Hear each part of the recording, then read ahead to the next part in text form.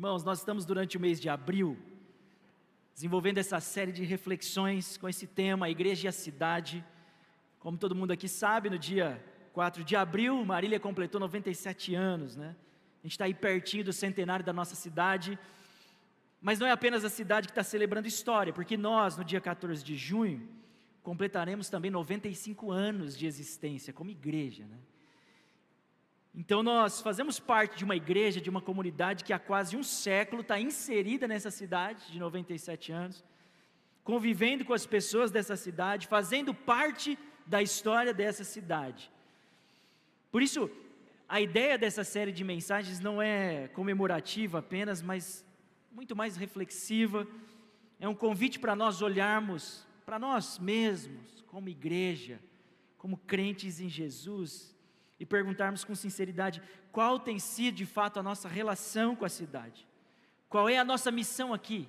Por que é que Deus nos plantou neste lugar? E que tipo de presença nós temos sido para essa cidade ao longo destes quase 100 anos? Domingo passado, o pastor Juba trouxe para nós uma reflexão impactante, importante, sobre por que não nos envolvemos com a cidade. E aí, à luz de Mateus 25, né, nós fomos confrontados ali com 3 razões muito claras. A primeira que ele trouxe é porque muitas vezes nós não conseguimos ver Deus nas pessoas. Nós olhamos, mas não enxergamos de verdade. A segunda é porque nós não levamos a sério o texto de Mateus 25, de que nós seremos julgados pelas nossas omissões. Ou seja, não é só o que fazemos, mas como ele disse, principalmente aquilo que nós deixamos de fazer. E por fim, muitas vezes nós não nos envolvemos com a cidade, porque custa, e custa caro, como a gente viu, custa tempo, custa recurso financeiro, o conforto, custa o nosso envolvimento. Então hoje a gente vai dar um passo além, vamos nos aprofundar um pouquinho no nosso olhar para a cidade, mas principalmente para as dores que estão presentes nela. Então nosso tema hoje é esse, essas dores que muitas vezes passam desapercebidas por nós. Agora pense, se Deus nos plantou aqui, a gente precisa olhar com mais atenção para os problemas que estão ao nosso redor, e termos um coração disposto a enxergar além do óbvio, a enxergar além do que todo mundo está enxergando, e principalmente não permanecermos indiferentes diante dessas realidades.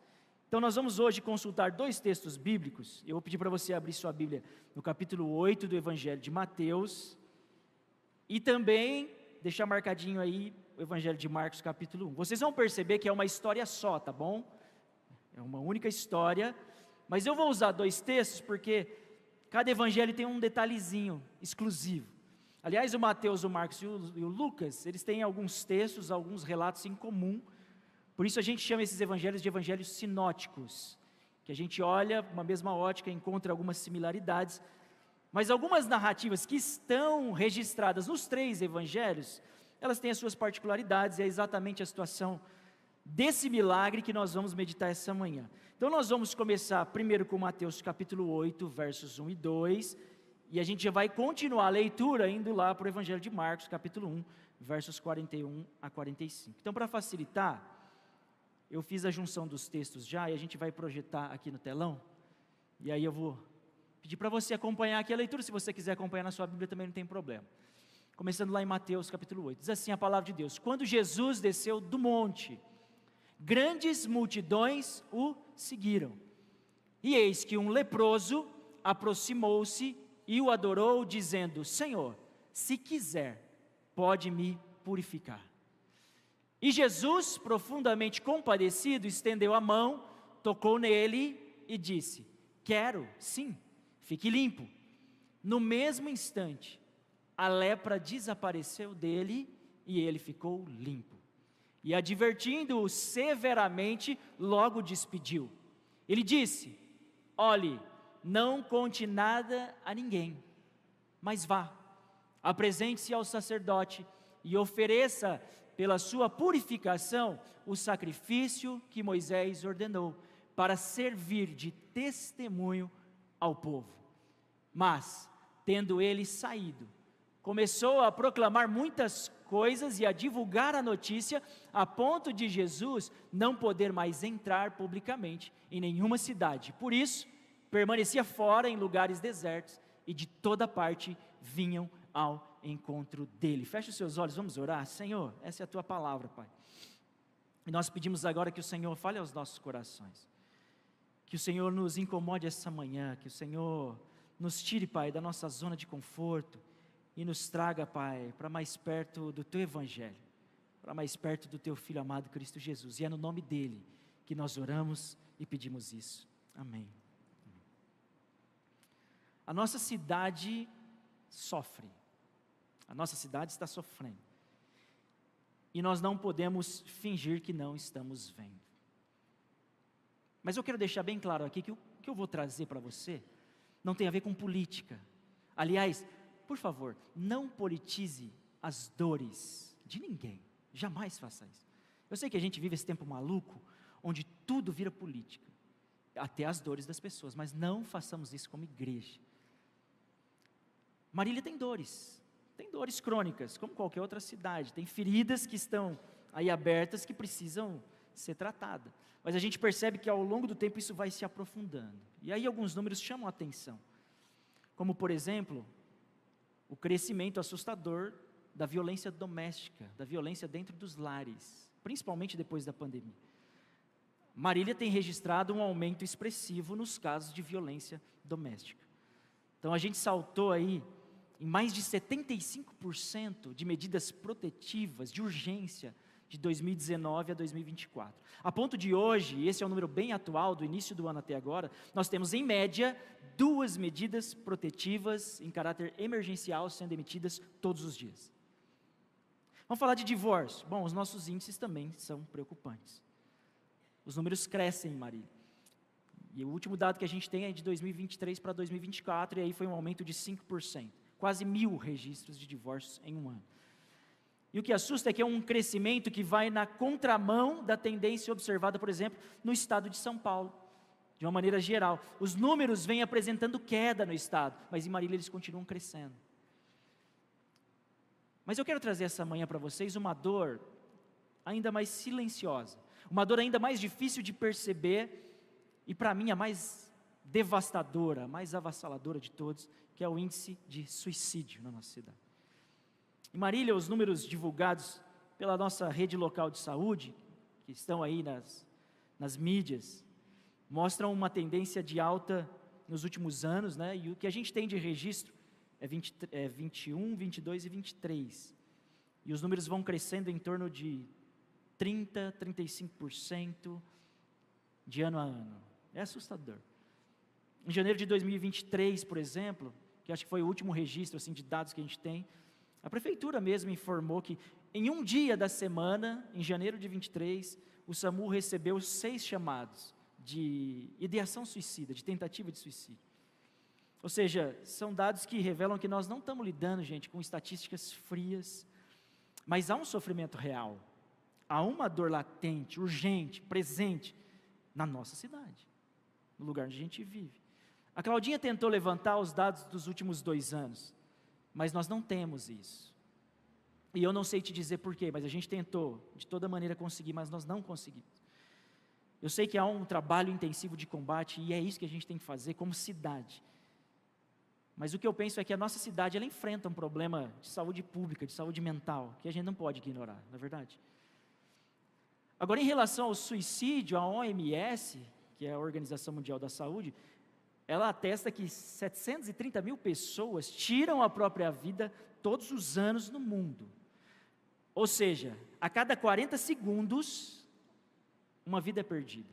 E para cada suicídio, para cada caso consumado, as estimativas apontam 25 tentativas para cada uma consumada.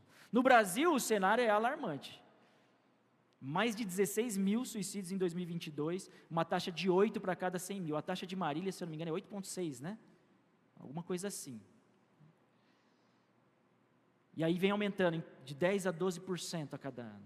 Então, entre adolescentes, para vocês terem uma ideia, o crescimento chegou a 81% nos últimos anos. Entre jovens de 15 a 29 anos, o suicídio já é a terceira principal causa de morte. E a gente está falando do Brasil, que é um país majoritariamente religioso, país cristão. Ou seja, ainda a gente carece de acolhimento real, a gente precisa falar sobre isso. A gente precisa de conscientização honesta na igreja, na cidade, sobre saúde emocional. Muitos ainda dizem assim: para mim depressão, ideação suicida é falta de fé. A pessoa está querendo chamar a atenção. Gente, não podemos dizer isso. É justamente por causa desse tipo de pensamento, desse preconceito, dessa ignorância, que muita gente está desistindo da vida sem ter coragem de pedir ajuda, sem ter coragem de procurar alguém. Então, gente, eu estou falando aqui de algo muito sério. Talvez você não faça ideia, por exemplo, que a quantidade de suicídios no mundo já é maior do que o número de homicídios. Duvida? Procura aí no Google. Ou seja, a quantidade de pessoas que tiram a própria vida já é maior do que a quantidade de pessoas que são mortas em caso de homicídio. E o suicídio não escolhe cor, não escolhe classe social, não escolhe idade, não escolhe religião. Aliás, o número crescente de pastores, de líderes religiosos, também tem se tornado vítima de suicídio. Ou seja, pessoas que pregam a esperança, pessoas que falam de um Cristo, pessoas que creem numa esperança, mas que infelizmente também não estão conseguindo encontrá-la para si mesmos. Ou seja, nós estamos diante de um problema grave e difícil porque ele é invisível, a gente não consegue ver. Então, gente, vamos parar de olhar a partir de hoje para essa questão como se fosse apenas um problema social, um problema de saúde pública. A gente está falando aqui de dores emocionais profundas, de dores existenciais, a gente está falando também de dores espirituais. É por isso que a igreja precisa olhar para essa realidade com seriedade, e não mais de maneira superficial. Como cristãos, a gente sabe que tirar a vida de alguém, tirar a própria vida, é uma atitude pecaminosa. Mas o que a gente precisa entender também é que muitas vezes o suicídio ele não é um ato de rebeldia consciente. A pessoa chega num nível de desespero tão profundo, principalmente quando se trata de uma depressão severa, que ela não consegue mais mensurar as suas próprias atitudes. E eu estou falando aqui de pessoas que amam a Jesus, de pessoas que são crentes em Jesus também. Quando a gente vai para a Escritura, a gente vê homens de Deus como o profeta Jeremias, como o profeta Elias, como o rei Davi, enfrentando momentos de profunda depressão, de crises. Davi chega a citar a dor nos ossos. Elias pede para Deus tirar a sua vida. Jeremias, em profundo lamento, ele diz: Senhor, eu fui iludido, eu não quero viver isso. Ou seja, a gente está falando de profetas, de homens cheios do Espírito Santo, mas que também enfrentaram isso. Então a igreja, nessa cidade, ela precisa ser uma comunidade espiritual, em nome de Jesus, terapêutica. Um lugar para acolher, um lugar para restaurar, e jamais ser um lugar de exclusão, de rejeição, de julgamento, porque quem sofre só precisa de alguém com quem ele possa compartilhar a sua dor, alguém que possa chorar junto com ele, alguém que possa apenas ouvi-lo, falar menos, alguém para se colocar do lado, para ajudar a carregar os fardos que muitas vezes se tornam insuportáveis de carregar sozinho. E como é que a gente faz isso, pastor? Como podemos nos envolver como igreja com as dores da cidade? Em especial a esse tema tão sensível, urgente que é o suicídio. A resposta está em Cristo. Cristo Jesus. Porque quando nós olhamos para o texto que acabamos de ler, a gente percebe que Jesus ele não apenas enxerga o sofrimento. Jesus não apenas lida com os números e com as estatísticas do sofrimento, mas ele entra no sofrimento. Ele participa do sofrimento. Ele não passa apressadamente pela dor. Ele não trata as dores alheias de maneira superficial. Ele se aproxima, ele se deixa afetar e ele responde de maneira intencional. Ou seja, em Cristo nós aprendemos que lidar com as dores humanas exige mais do que palavras. Exige presença, exige compaixão, exige envolvimento, tudo isso. E é por isso que a partir desse milagre tão emblemático, eu quero pensar com vocês hoje, compartilhar 3 atitudes de Jesus. 3 atitudes de Jesus diante das dores, de alguém que sofre. E atitudes então que nós como igreja precisamos urgentemente começar a imitar, se nós de fato estivermos dispostos a nos envolvermos com as dores da nossa cidade. Então vamos olhar em primeiro lugar para os versos 1 e 2 do capítulo 8 do Evangelho de Mateus, onde nós vamos encontrar primeiro uma atitude relacional, porque Jesus acolhe quem nós excluímos. O texto diz assim, presta atenção nos detalhes: quando Jesus desceu do monte, grandes multidões o seguiram, e eis que um leproso aproximou-se e o adorou, dizendo: Senhor, se quiser, pode me purificar. Vamos pensar um pouquinho sobre o monte. Bom, que monte é esse que Mateus registra? Nós não sabemos. Ele não fala que monte é. O importante é que nesse monte, nesse lugar, Jesus vai proferir o mais impactante sermão registrado nos evangelhos, que é justamente o sermão do monte. Então a relação de Jesus com os montes é algo muito interessante. Diversas vezes os evangelhos vão registrar Jesus subindo no monte para orar, Jesus subindo no monte para meditar, Jesus subindo no monte para ensinar, Jesus subindo no monte até para descansar, para ter um tempo a sós com o Pai. Também foi no monte que Jesus revelou a sua glória. E ele o fez de uma maneira extraordinária para Pedro, Tiago e João. E aí o monte era o Tabor. Aqueles 3 discípulos viram a transfiguração de Jesus. Eles viram Cristo e ao lado dele os profetas Moisés e Elias. Pedro ficou tão admirado nesse momento da transfiguração, que ele disse assim: Senhor, como é bom este lugar. Senhor, é bom demais estarmos aqui. Mateus 17:4, ele diz assim: vamos fazer o seguinte, vamos construir 3 cabanas. Uma para ti, uma para Elias e outra para Moisés. Ou seja, aquele momento era tão maravilhoso que a ideia de Pedro era descer nunca mais dali. Falou: o quê? Esse ambiente é maravilhoso, esse lugar é glorioso, a gente está no alto, a gente está longe do mundo, a gente está longe dos problemas dos outros, a gente está no lugar onde a gente não precisa lidar com as dores de ninguém, esse lugar é maravilhoso. Jesus diz: não, Pedro, vamos descer. E aí Jesus desce o Tabor, porque ele sabia que lá no pé do monte tinha um pai desesperado com um filho endemoniado pedindo ajuda. E o mesmo vai acontecer aqui no capítulo 8 de Mateus. Jesus termina de pregar o maior sermão da história do alto do monte, mas ele não fica lá em cima, ele desce para ir ao encontro das dores da multidão, e no meio dela o texto diz que tinha um leproso. E aí aquele homem, cheio de feridas no corpo, ele não podia subir o monte, junto com todo mundo. Ele não podia estar lá ouvindo o sermão de Jesus. Como vocês sabem, os leprosos eles eram completamente excluídos da vida em sociedade. Eles eram tirados. A partir do momento em que ele se apresentava ao sacerdote, e ele recebia aquele veredito de que ele era imundo, automaticamente ele era banido da comunidade.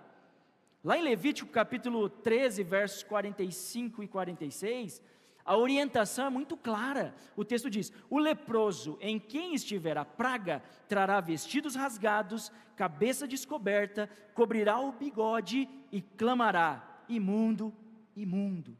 Todos os dias em que a praga estiver nele, veredito, será imundo, é imundo, habitará só, a sua habitação será fora do arraial.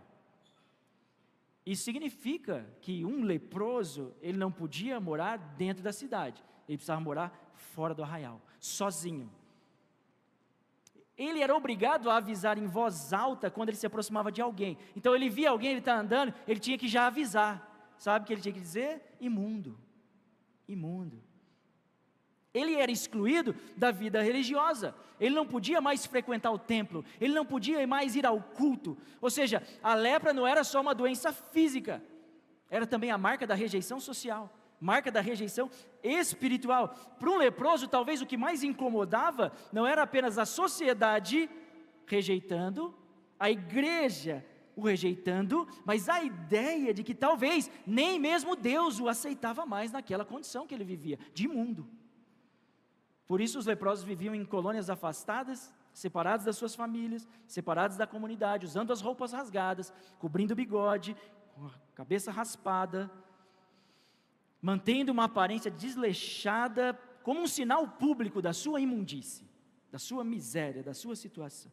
Então aquele homem se encontrava exatamente nessa situação, vivendo totalmente excluído, marginalizado pela sociedade. Mas porque Jesus desceu do monte, a vida daquele leproso mudou para sempre.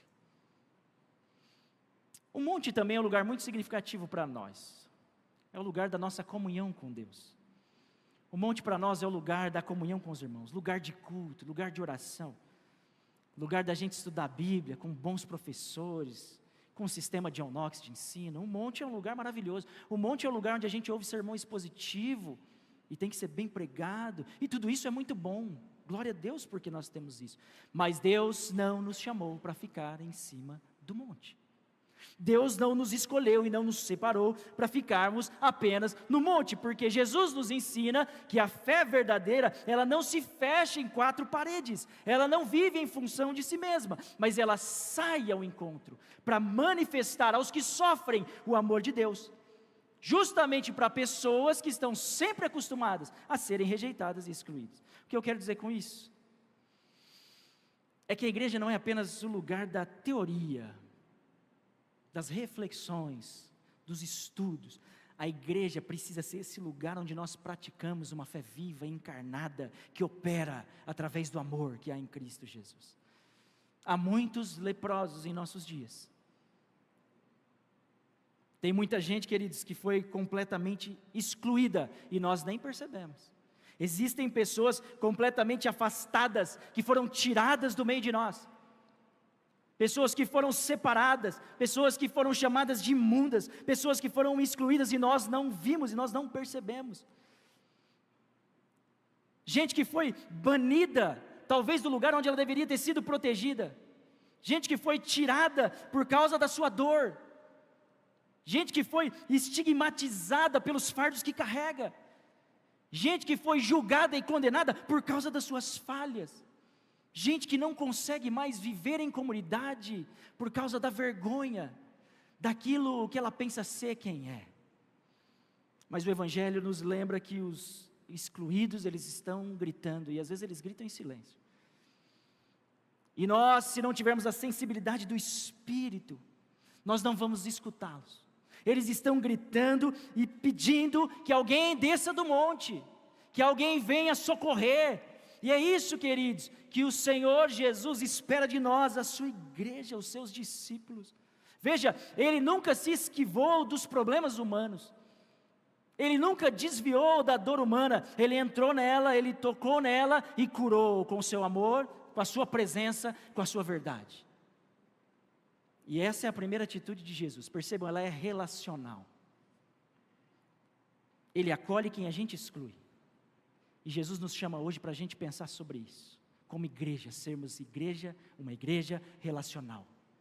Não apenas aqui com os de dentro, mas também com os que estão lá fora, leprosos, imundos, tirados à parte de nós, que somos santos. Agora, a segunda atitude que nós encontramos, na parte A do verso 41, lá do primeiro capítulo do Evangelho de Marcos, é uma atitude emocional. A gente fala de relação, agora a gente entra no campo das emoções, porque Jesus se compadece de gente que nós rejeitamos. Jesus se compadece de quem nós rejeitamos. Olha só o que diz, só a parte A do verso 41 do capítulo 1 do Evangelho de Marcos. E Jesus, profundamente compadecido. E eu vou fazer uma pausa aqui para a gente olhar para essa expressão, porque ela é muito rica. O texto grego, o texto original aqui, traz um verbo, eu vou ler aqui para não errar, splangnizomai. A ideia deste verbo é ser movido em suas entranhas. Tá, deixa eu explicar melhor. A gente fala muito de coração, né? O coração. Mas para o judeu é a entranha, que é o âmago da emoção, do sentimento, tá? Para o judeu, a entranha é o âmago da piedade, do amor, da misericórdia, da compaixão. Então, quando Marcos vai dizer aqui que Jesus ficou profundamente compadecido, ele não está falando de um sentimento superficial, ele não está falando de uma reação instintiva, de bate-pronto, nossa, Jesus foi tocado por aquela situação. Não, ele está falando de um movimento profundamente emocional que acontece dentro dele. É algo que Jesus sente que mexe com o seu ser. Quando Jesus olha, quando ele se depara com a situação deplorável daquele homem aos seus pés, ele é profundamente, emocionalmente tocado. Vou dar alguns exemplos, porque os evangelhos registram algumas outras situações como essa. Se você abrir sua Bíblia lá em Lucas capítulo 7, versículo 13, você vai encontrar o relato de um velório, de um menino, filho de uma viúva, na cidade de Naim. O texto diz que Jesus vê aquela viúva chorando a morte do seu filho, como se não bastasse ter perdido o marido, agora ela perde o seu filho. E lá o texto diz, ele sentiu compaixão dela, o mesmo verbo, mesma palavra. Lá em Mateus capítulo 9, versículo 36, quando Jesus olha para as multidões, e ele diz para os seus discípulos, vejam, são como ovelhas que não têm pastor, e então ele se compadece delas, também aparece essa mesma palavrinha, é o mesmo verbo, ou seja, é um sentimento profundo que move o nosso Senhor na direção de pessoas em sofrimento.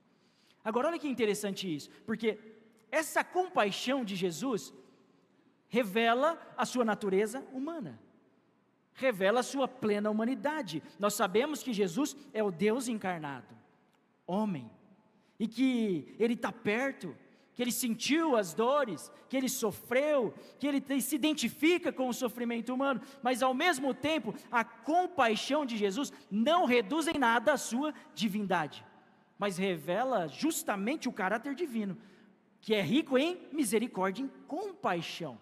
Ele se compadece de nós. Hebreus capítulo 4, versículo 14.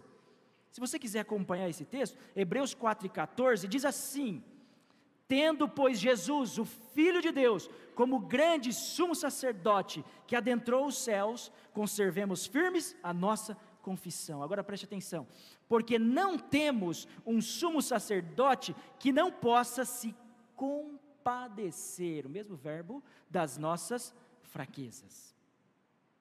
Pelo contrário, ele foi tentado em todas as coisas à nossa semelhança, mas sem pecado. Portanto, aproximemo-nos do trono da graça com confiança, a fim de recebermos misericórdia e encontrarmos graça para ajuda em momento oportuno. Aleluia. Como é bom saber que nós temos um Deus que conhece as nossas dores.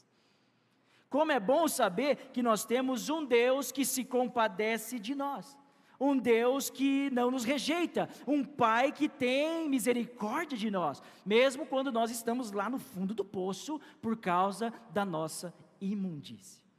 Agora volta lá para o leproso, olha para esse leproso, quem via aquele homem rapidamente o identificava, a sua condição, e rejeitava.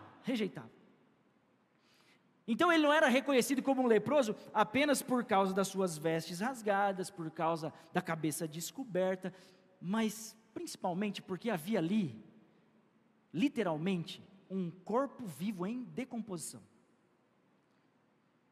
A lepra não deixava a pessoa apenas com uma aparência horrível, na verdade, as manchas que iam aparecendo, elas iam esbranquiçando, elas iam se espalhando pela pele, aí se tornavam feridas abertas, úlceras, que iam tomando todo o corpo, aí com o passar do tempo, isso se espalhava, e aí começava a corroer as pontas dos dedos, do nariz, das orelhas, e a pessoa ia ficando completamente deformada. O corpo era cheio de escamas, então isso provocava um mau cheiro, aquele aspecto repulsivo, de modo que o leproso então não sofria só a dor física, mas ele também tinha que lidar com a dor da humilhação social, de olhar no espelho e se ver completamente desfigurado, irreconhecível e condenado à rejeição. Esse era o seu dilema. Mas Jesus não parecia estar preocupado com aparências. Aliás, eu acho que Jesus não se preocupa muito com aparência. Ele não olha com rejeição. Ele não liga para isso. Nós é que rejeitamos. Nós é que nos preocupamos com a aparência.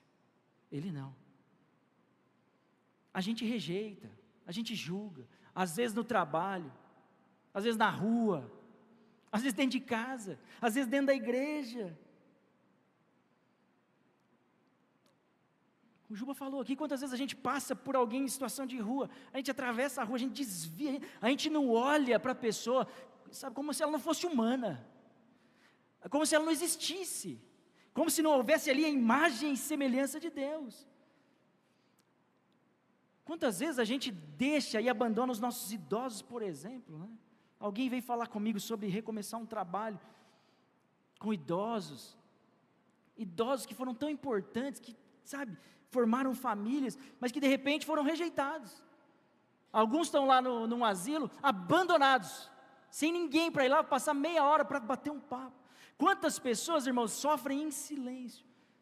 Talvez você não saiba, mas alguém perto de você pode estar lutando contra a depressão, tendo problemas de ansiedade, sabe, com pensamentos de morte, e a gente não percebe. Ou pior, se a gente percebe, a gente não sabe o que fazer, e aí a gente então se afasta. A gente prefere não se envolver. A gente se acostumou a dizer, olha, isso aí é falta de fé. Olha, isso aí deve ser coisa da sua cabeça. E com isso, em vez da gente curar, a gente vai só colocando mais carga. A gente vai aumentando os fardos sobre os ombros de pessoas que muitas vezes, amados, estão já vivendo no limite. Eu olho para tudo isso e eu tenho a sensação, irmãos, de que nós estamos nos tornando frios, insensíveis. Sabe, a gente vem aqui e a gente fala de um amor maravilhoso, a gente canta sobre um amor maravilhoso, mas na prática, a gente parece que não vive esse amor. A gente rejeita. A gente vem aqui e ouve sobre uma graça maravilhosa, a gente fala sobre a graça, a gente fala sobre o perdão, mas nós mesmos julgamos, estamos sempre julgando. E aí a gente vai se acostumando a viver com gente ferida, a gente vai se acostumando a conviver com gente leprosa, sem se envolver com a dor delas. E aí a gente vai se esfriando. Mas Jesus não é assim. Jesus, ele não evita quem está quebrado. Jesus, ele não desvia de quem está sofrendo. Jesus, ele não se incomoda com quem está em crise. Jesus, ele não se afasta quando ele vê alguém no fundo do poço. Ele se compadece. Por isso nós precisamos pedir ao Santo Espírito de Deus, para que ele encha o nosso coração dessa compaixão. Essa compaixão de Cristo. Sabe, de às vezes sentir dentro de nós a dor do outro. De às vezes perceber, sabe, que ninguém se importa mais com aquele irmão, que ninguém se importa mais com aquela pessoa.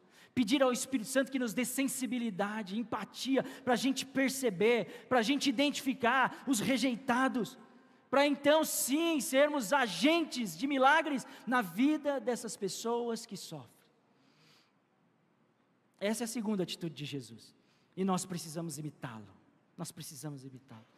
Ele se compadece de quem nós rejeitamos. E por fim, eu quero encerrar olhando para a parte B do verso 41 e 42 depois. Vamos ler o 41 e o 42, onde nós encontramos finalmente uma atitude prática. Porque Jesus toca em quem nós não tocamos. Olha aí o versículo 41. Jesus, profundamente compadecido, acabamos de ver isso, estendeu a mão, tocou nele e disse, preste atenção na sequência do milagre, estende a mão, toca e diz, quero, sim, fique limpo. 42 diz, no mesmo instante, a lepra desapareceu e ele ficou limpo. Vamos olhar aqui com cuidado para os detalhes, porque depois de sentir grande compaixão, por aquele leproso, depois de ouvir um pedido desesperado, um clamor sincero por uma cura, diz o texto que primeiro Jesus estendeu a mão. Primeiro passo do milagre.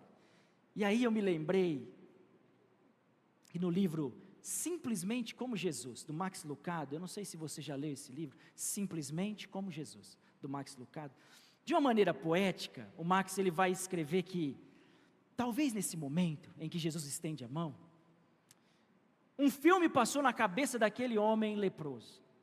Quem sabe ele se recordou de anos atrás, quando durante o período da colheita, ele estava no campo, trabalhando, e começou a perceber que a sua mão não segurava mais a foice com a mesma força que ele tinha antes. Ele percebeu que, de vez em quando, ele sentia um dedo adormecido, primeiro um, depois o outro. Ele ainda conseguia trabalhar, ele conseguia segurar o cabo, mas ele percebia que tinha algo diferente, que já não era mais como antes. E no final de tarde, quando ele pegou ali uma bacia, enfiou a mão na bacia com água para lavar o rosto, ele percebeu que a água ficou um pouquinho vermelha, tinha um sangramento no dedo, mas ele não lembrava de ter se cortado durante o trabalho. E então ele começa a olhar para a mão e ele percebe algumas manchinhas. Ele pensa, tem algo estranho comigo, tem alguma coisa acontecendo. Ele vai para a esposa, mostra as manchinhas. A esposa, já percebendo o que estava acontecendo, suspeitando que seria, se afasta dele, e com voz embargada, com voz fraca, diz, você não quer que eu vou com você até no sacerdote? Só para a gente ver. Ele reluta, ele diz, não é nada.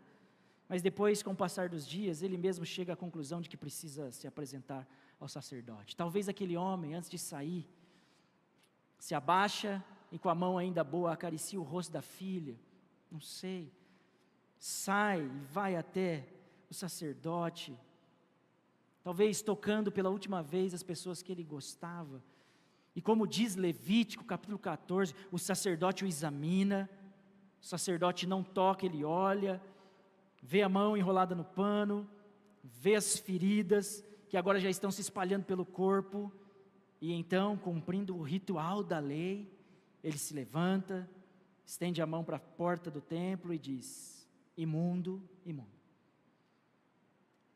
E aquelas palavras transpassam o seu coração, porque ele sabe que dali para frente a sua vida vai mudar completamente. Talvez a sua esposa já deixou uma sacola de roupas no portão, alguns amigos deixaram pão, o que ele ia precisar para a viagem. Quem sabe alguém ainda o acompanhou de longe até o portão da cidade, enquanto ele era retirado. E enquanto ele saía, todos iam se afastando. E aí, com o passar do tempo, a lepra vai desfigurando o seu corpo, as suas mãos vão ficando retorcidas, as pontas dos dedos começam a ser corroídas, as orelhas, o nariz, o mau cheiro, as suas vestimentas agora já estão em trapos, o pano que ele cobriu o rosto talvez não conseguia mais esconder a tristeza que ele tinha nos olhos, e assim ele vai vivendo. Quando ele passa perto de um vilarejo, ele grita, imundo, imundo, as mães rapidamente puxam os filhos, as crianças correm, o mau cheiro denuncia que tem alguém leproso se aproximando, os seus trapos não escondem suas feridas, e talvez, quantas noites em oração, ele levanta os punhos ao céu, e ele diz, Senhor, por quê? O que é que eu fiz para merecer isso? Senhor, por que é que eu estou passando por isso? Senhor, por que eu estou enfrentando tudo isso? Mas não tem resposta. Da religião ele ouvia, talvez isso seja culpa dos seus pais, talvez esse seja o pecado dos seus pais, ou quem sabe os seus pecados mesmo sendo julgados em você, mas sabe, nenhuma explicação era capaz de trazer sentido e preencher o vazio do coração. E aí, cansado, isolado do mundo, sempre sendo anunciado pelos outros como imundo, ele ouve falar de Jesus. Ele ouve alguém dizer que há um mestre, um Messias, que tem poder para curar a lepra. E aí ele vai procurar informação e ele descobre que esse Messias está no alto do monte, que esse Messias está ensinando, e ele se esconde, ele espera e fica olhando, e quando Jesus desce, que a multidão se aproxima, ele não pensa duas vezes, ele sai correndo na direção de Jesus, ele se apresenta, ele toma coragem, e a reação é imediata da multidão, porque todo mundo recua, todo mundo se afasta, o povo cobre o rosto, as crianças seguram na mão do pai, e alguém já grita imundo, imundo, todo mundo reagindo àquele horror, àquela aparência horrorosa que ele provocava, mas alguém não sai, mas alguém fica, enquanto todo mundo sai, alguém fica, Jesus não recua, na verdade Jesus continua caminhando, e vai na direção dele, e aquele homem se lança aos pés de Cristo, aquele homem clama por ajuda, e aí quando ele ergue os seus olhos, ele toma um susto, porque então ele percebe que o Rabi está estendendo a sua mão. Ele é maluco? O que ele está fazendo? Ele não pode fazer isso, faz tanto tempo que ninguém me toca, eu já nem lembro mais como é um abraço da minha filha, da minha esposa, faz quanto tempo que ninguém estende a mão para mim, ele está estendendo a mão, sabe, ele pensou, esse mestre pode apenas proferir uma palavra de cura, mas ele estende a mão e o toca, e o Max escreve, naquele momento, ele sente que uma energia diferente começa a percorrer todo o seu corpo, a insensibilidade começa a ceder, o calor voltou, onde havia atrofia, as costas endireitaram, ele olhou para os seus dedos, ele põe a mão no nariz, e aí ele olha no rosto daquele que havia o tocado, e o que ele encontra no olhar de Jesus é compaixão,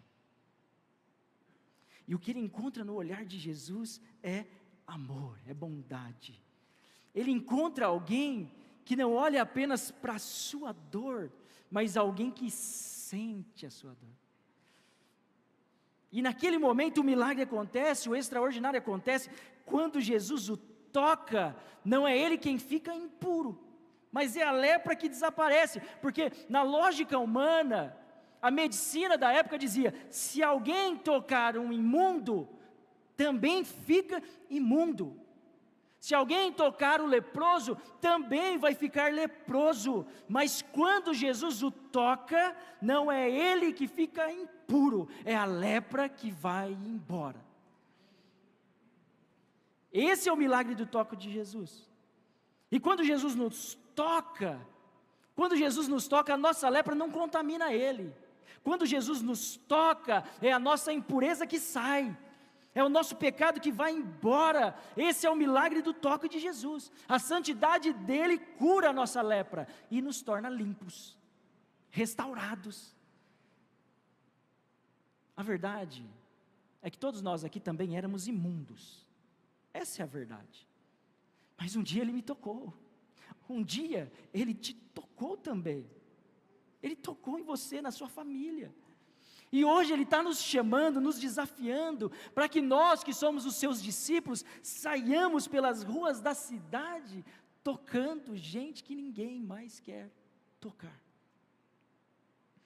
A sociedade que exclui, a sociedade que rejeita, também evita os que sofrem, evita os doentes mentais, evita os deprimidos, evita o suicídio em potencial.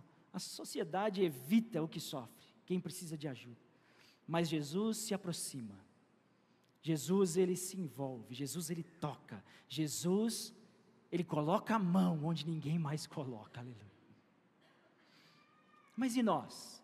Quantas vezes nós evitamos abraçar alguém que cheira mal, Às vezes a gente não tem paciência para escutar alguém só porque essa pessoa fala demais. Quantas vezes nós mantemos distância de quem está sofrendo, como se sofrimento fosse lepra, como se a dor do outro fosse contagiosa, fosse pegar em mim. Gente, a ação da igreja nunca será mais um movimento na sociedade. A cidade tem os seus movimentos de enfrentamento, amém, glória a Deus por isso. Mas nós somos a expressão viva do reino de Deus. Nós tocamos onde ninguém toca. Nós entramos onde ninguém entra. Esse é o poder da igreja de Cristo.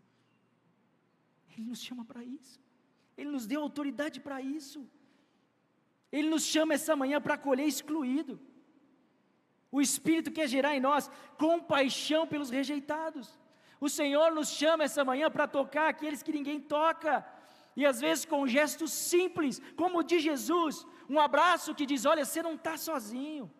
Uma visita para alguém que diz, estou sentindo tua falta na igreja. Você é precioso demais para nós. A gente sente tua falta lá no meio do povo. Você não é leproso não, você não está doente não, vem para o meio. Ou uma ligação, uma mensagem no WhatsApp para dizer, ei irmão, eu me importo com você está precisando de alguma coisa, nós estamos juntos. Talvez o maior milagre que alguém precise hoje, não é de uma cura instantânea, mas é ser visto, é ser lembrado, é ser tocado por Jesus, através de mim e de você. E eu encerro olhando para os últimos 3 versículos da nossa leitura, do Evangelho de Marcos. Pedir para o pessoal que quiser subir para cantar. Onde Jesus diz assim para o leproso, depois do milagre. Verso 43, Marcos 1.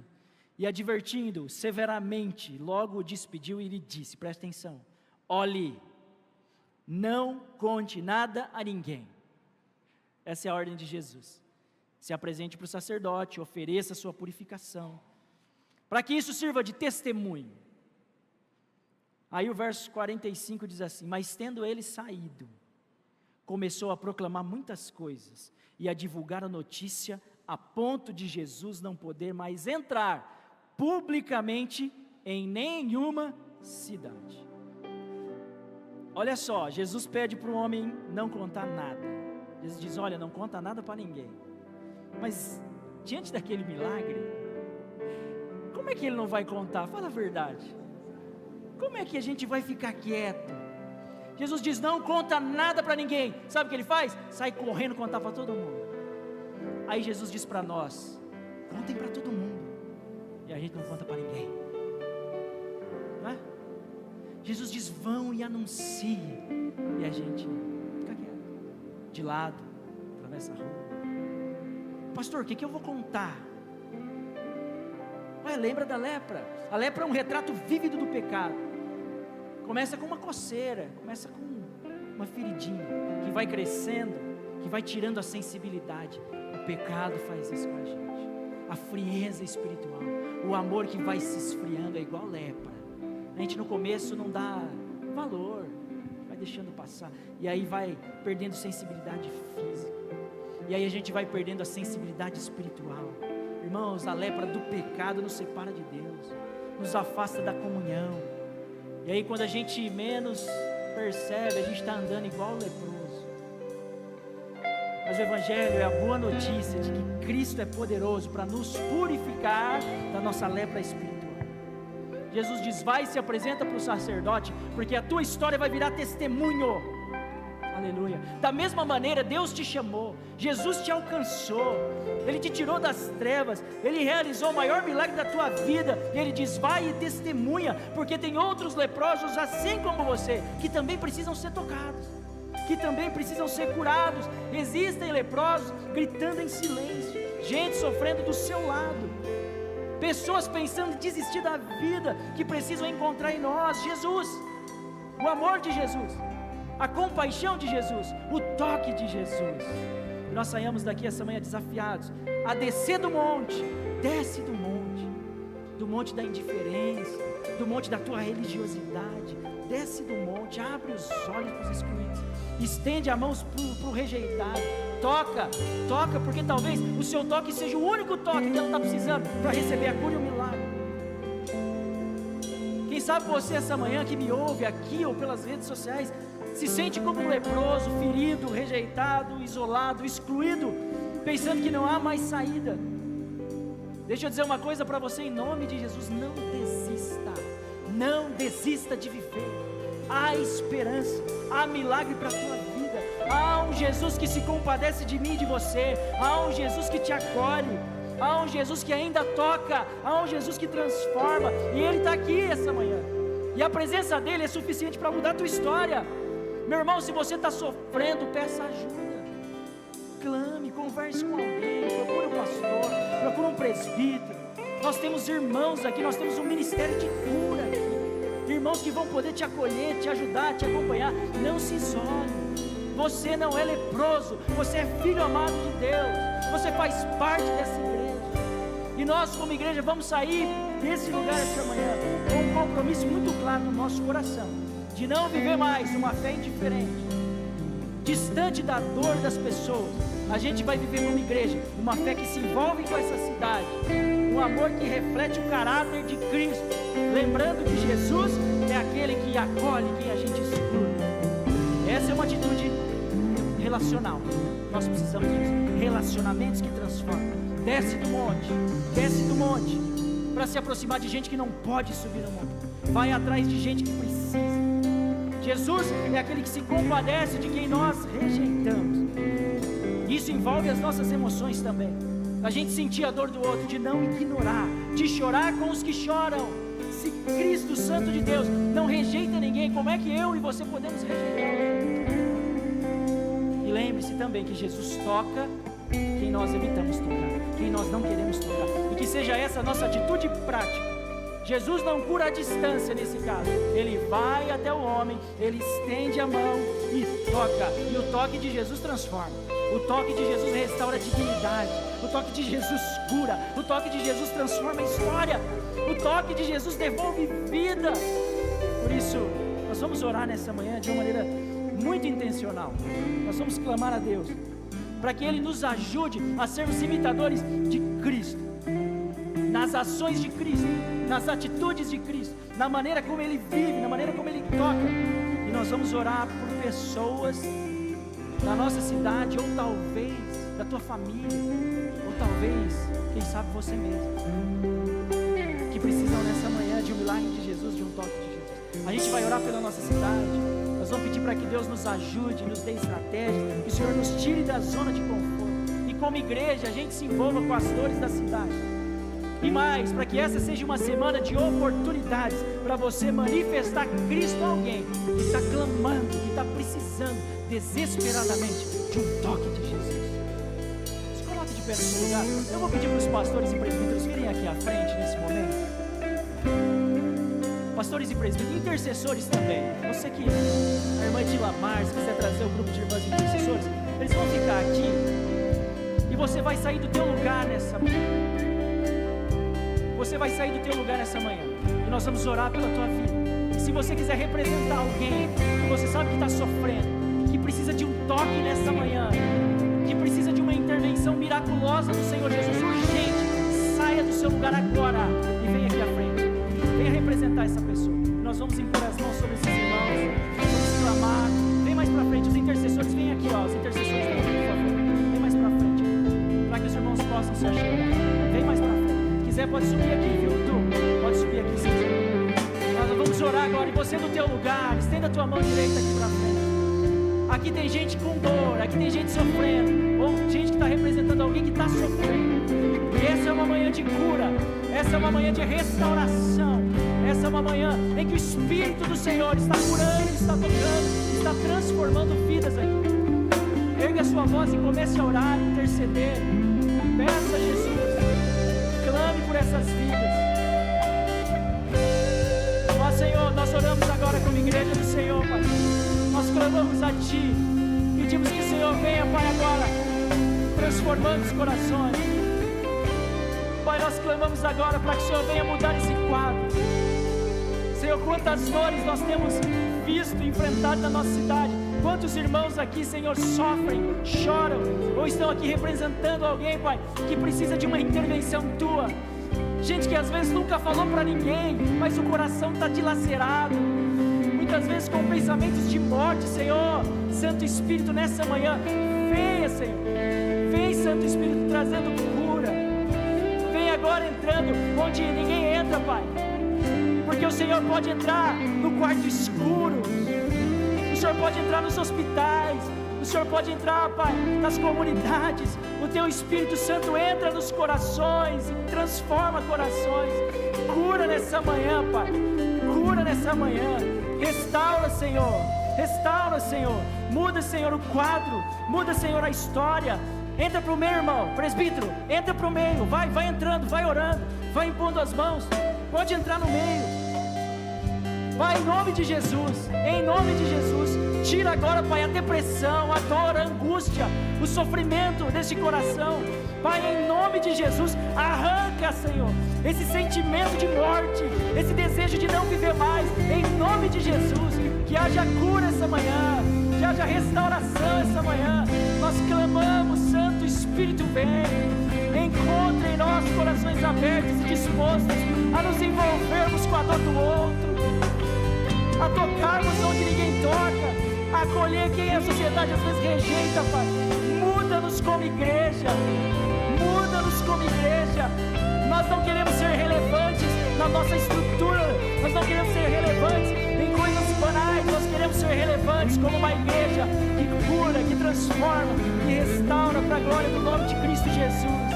É o que nós clamamos, Pai, nessa manhã, é o que nós pedimos.